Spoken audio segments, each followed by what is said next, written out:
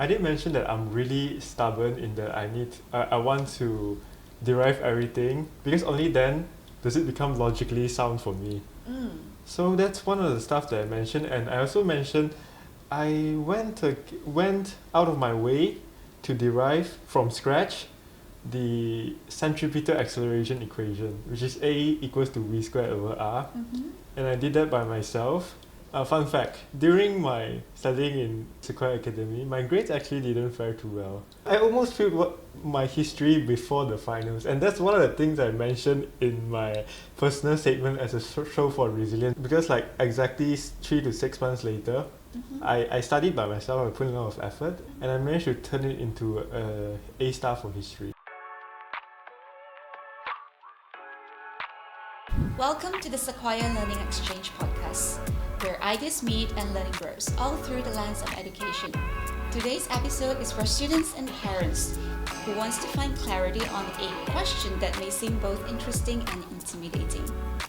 How do students prepare for Ivy League or Oxford level universities?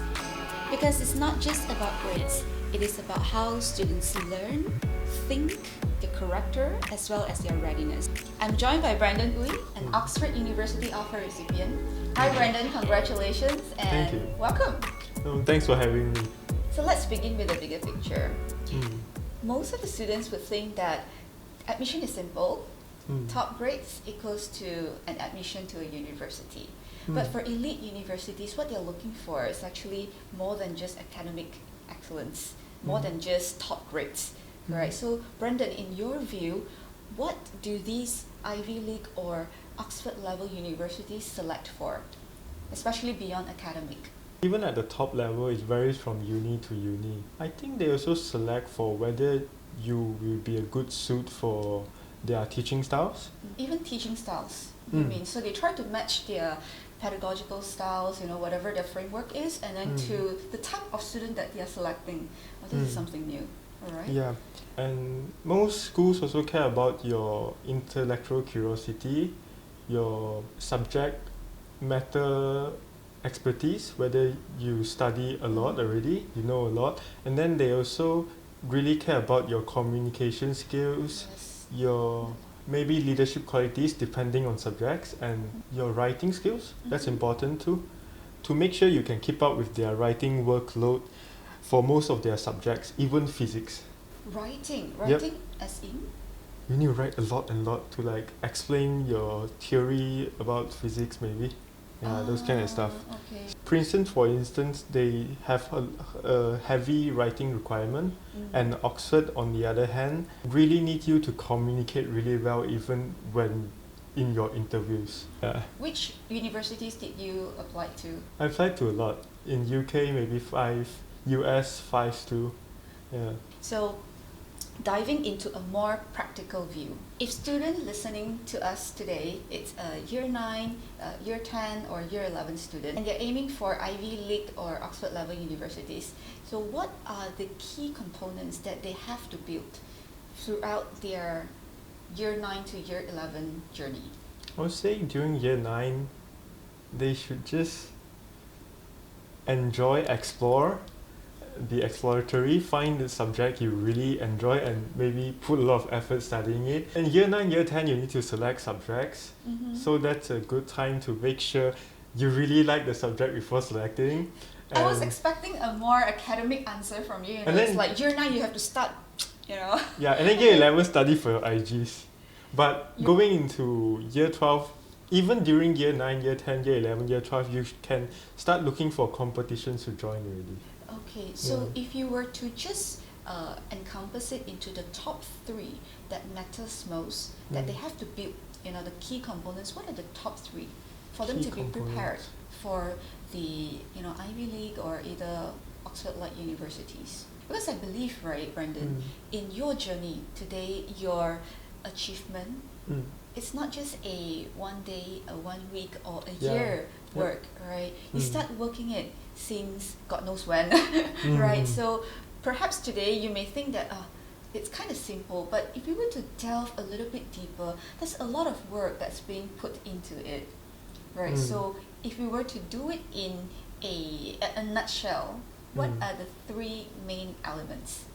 I would say if you want to be able to show your intellectual curiosity, your resilience, and all those kind of qualities, good qualities that actually make you stand out in your personal statement and all those, you actually need to start doing stuff like maybe instead of just studying something blindly, maybe you can try to derive everything. That's one way to show intellectual curiosity. And when you are so obsessive with getting a lot of things right, then in this process you will find that you will fail a lot, you will make a lot of mistakes, and that's a way to show your resilience too. Finally, nearing A level or year 12, students should also start looking for competition like physics Olympiads or biology Olympiads and maybe even chemistry Olympiads. That's the ultimate proof for subject level expertise at the high school level. And this competition is really great because it's a great way to expose yourself not just to more resources to study, but also inspirations in the form of people you meet, and maybe in the future you get to work with them on questions that both of you are interested in. And to elaborate on that, to be inspired to study can also come in a lot of ways, more than just meeting other people. It also can be like watching YouTube. For example, I enjoyed watching Three Blue One Brown, which is he animates math on YouTube, and yeah, I learned calculus from him. Oh, really? Yeah. Yeah, so that's when YouTube, sometimes we always think that stop watching, all these media platforms is bad for you, but getting the right resource, it's important, right? So choosing the right resource is even more important. Yep, I would say try to avoid reels. Try to avoid reels. It's addictive. Super addictive, and it's bad for the brain. Yeah, brain rot. Yes, that's extremely valuable, Brandon. So, three of your main key points here. It's first is intellectual curiosity. Second, we talk about resilience and grit. Okay, and thirdly would be the experience and exposure that you gain from different resources, right? Your inspirations, right? So, students, we can know that it is not just about looking impressive or to appear very impressive, but also to be very distinctive. Yep. Yeah. How do you distinct yourself from the pool of applicants? I did mention that I'm really stubborn in that I want to derive everything, because only then does it become logically sound for me. So that's one of the stuff that I mentioned, and I also mentioned something to brag about in my lower levels during year 7, which is that I went out of my way to derive from scratch the centripetal acceleration equation, which is A equals to V squared over R. And I did that by myself. And you work out a new formula, meaning? No, I just tried to prove it. Yeah, so I just start with that equation, and then I try to prove that it's actually the left hand side equals to the right hand side. And you did that? Yeah, it was at the library. At, a little library. Yeah, small library up there. Just for your information, audience listening to us, right? So I've missed out in the introduction that Brandon is one of our alumni. Yeah, hence we are talking about our little library. We are reminiscing on our little space over there. Okay, so that was where you did all your exploration. And that's a very staple example of intellectual curiosity, because you're not just only absorbing what your teacher shares with you, but you're also digging deeper into why is this. I think that's one of the things that make me stand out. That's one of the key attributes. But that, I would say, is a small thing also. The more important stuff is probably like your competition involvement, because your competition involvement speaks volumes in that you must prepare for them, right?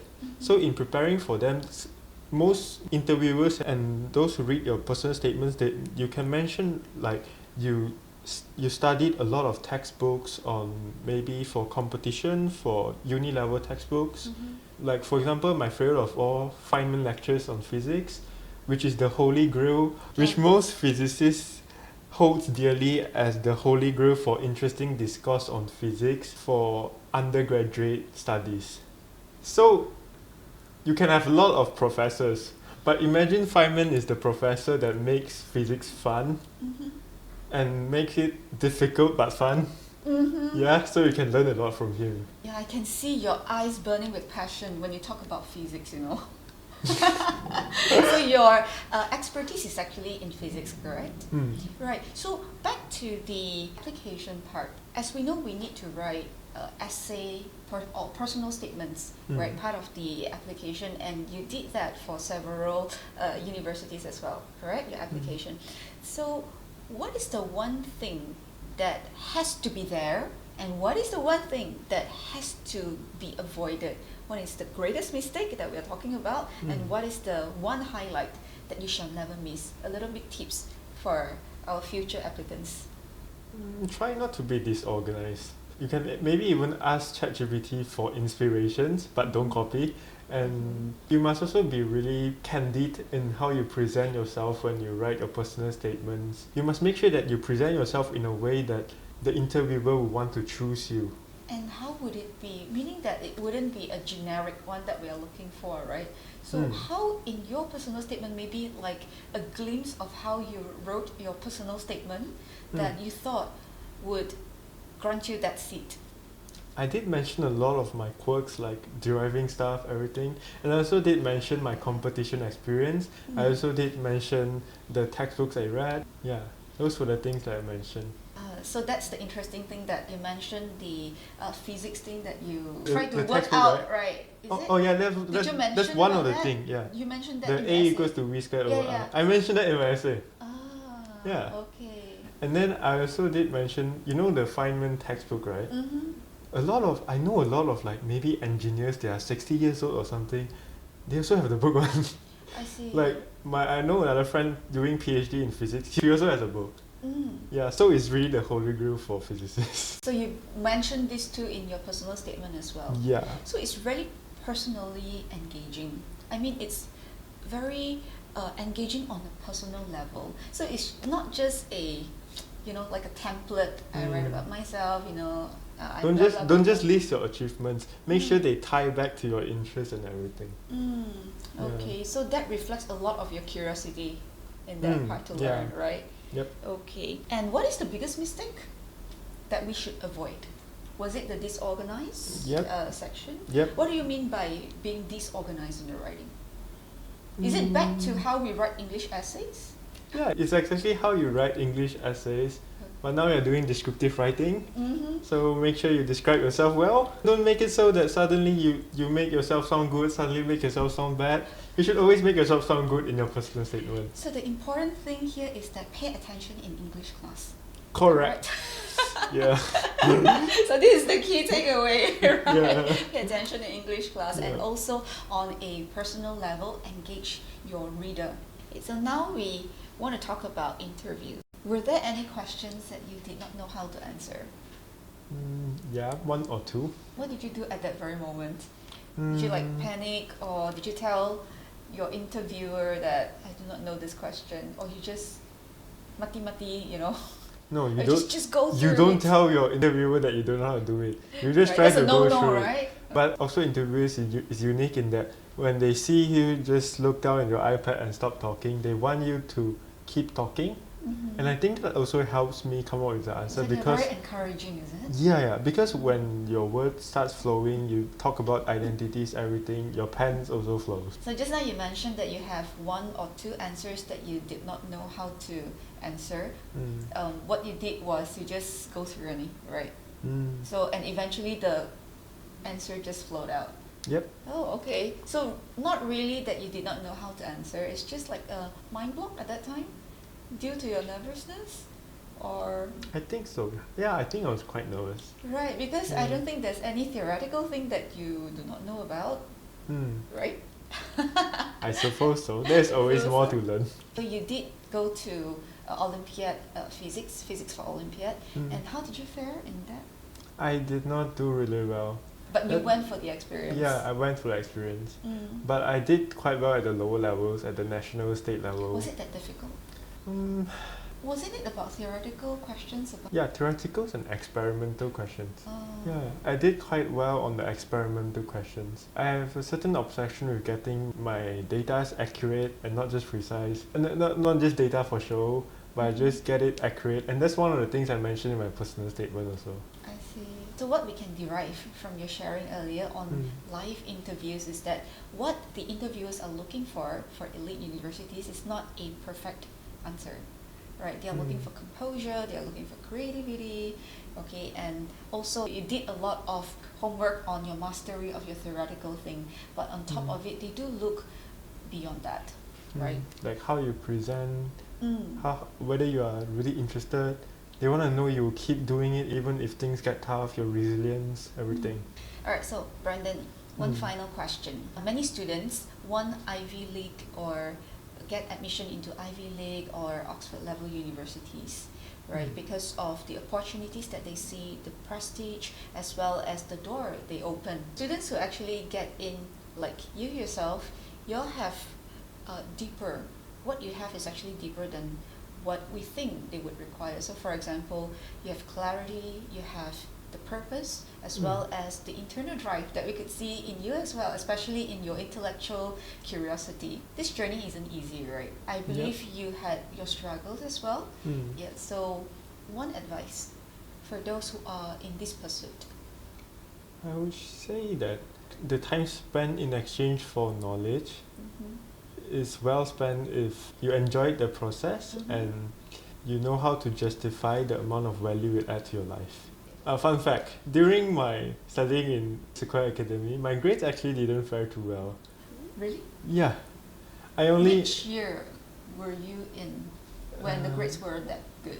Year 10, year 11. I almost failed my history before the finals, and that's one of the things I mentioned in my personal statement as a show for resilience, because like exactly 3 to 6 months later, I studied by myself. I put in a lot of effort at home, because we don't really study in school a few months before the final exam, and I managed to turn it into A star for history. So how did you do that?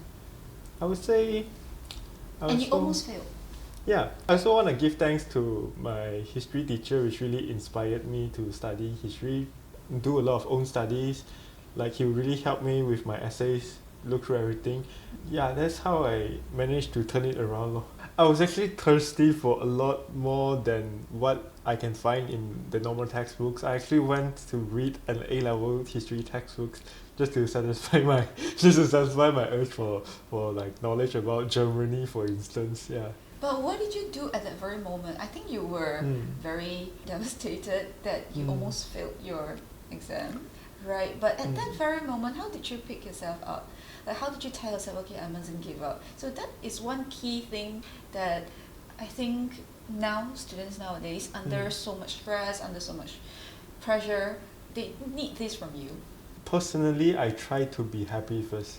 I can do sports, I can talk to my friends. When things get too hard, I step back, and only when I get composure, then I get back to doing it in a manner that I feel comfortable and in a manner where I can actually push better. But giving up is not in your dictionary? You can give up in the moment. Like, for example, when you have a really hard problem, like a lot of mathematicians or physicists like to say, they take a nap first. Yeah, I love this. So giving up at the moment is fine. Well, maybe we rephrase it. It's not really giving up, but taking a break, just like what you have mentioned, taking a pause, just to run better marathon that we, but we are on a very long pursuit. Even marathon runners try to decrease their running exactly before the competition. Yes. So at that moment when you failed, right, there may be some thoughts like, should I give up, or what should I do at that very moment? And earlier you mentioned about taking that very break. But how do you know when to continue after that break?